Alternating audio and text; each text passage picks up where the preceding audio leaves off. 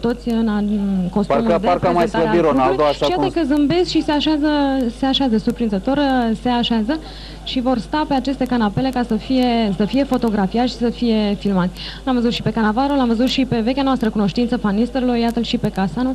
Sunt jucătorii, intră în salonul prezidențial și iată că se așează pe canapelele care sunt pe margine și vor sta câteva minute, vor zâmbi frumos pentru pozele de rigoare, care se fac întotdeauna. Am spus, Real Madrid are parte de o primire extrem de frumoasă aici la București.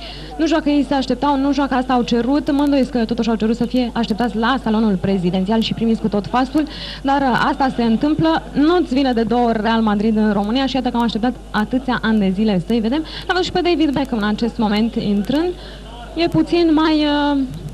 Să zicem că nu e la fel de zâmbitor ca ceilalți jucători. David Beckham s-a dus deja în spate undeva ca să se izoleze. Probabil că Beckham este ținta preferată a fotografilor și a operatorilor și din acest motiv e posibil să evite să stea aici în față.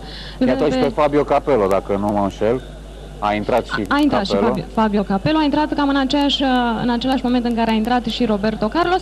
Neconvențional jucătorii lui Real Madrid, îi văd pe unii dintre ei chiar tolăniți pe canapelele, obosiți după drumul pe care l-au făcut de la Madrid.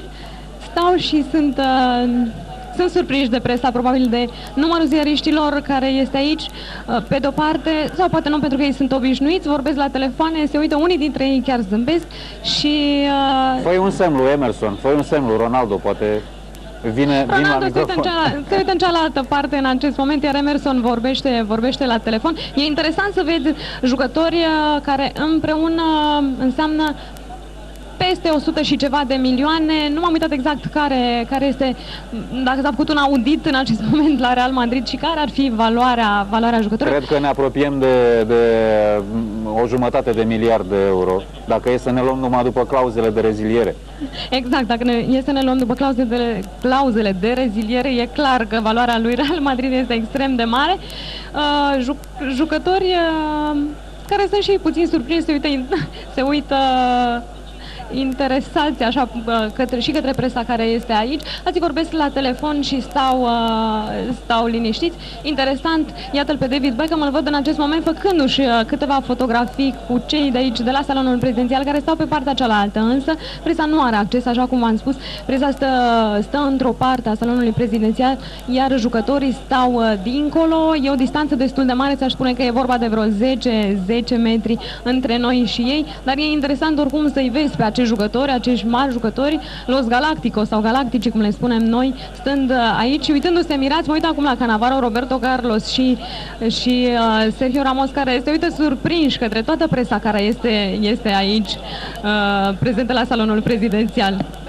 David Beckham a fost titular ieri, poate puțin trist pentru că a și fost schimbat la pauză, probabil că a evoluat în nota echipei destul de prost. Iată, pleacă jucătorii, iată și pe Cassano. Jucătorii au fost rugați să se ridice și să plece. Asta a fost tot. Asta a fost ședința foto, dacă se poate spune așa, a celor de la Real Madrid. Au venit, s-au așezat câteva minute pe canapelele de aici din salonul prezidențial și acum se vor duce la autocar care va duce la hotel. Pentru că sunt destul de obosiți. Nu cred că e foarte ușor. Au jucat aseară un meci în campionat, iar astăzi au zburat peste 4 ore ca să vină la București pentru acest meci. E destul de târziu. N-ar fi neapărat ora foarte târzie, dar cred că le-a ajuns celor de la Real Madrid. Norocul lor a fost că au jucat la Getafe și n-au avut o altă deplasare mai grea care să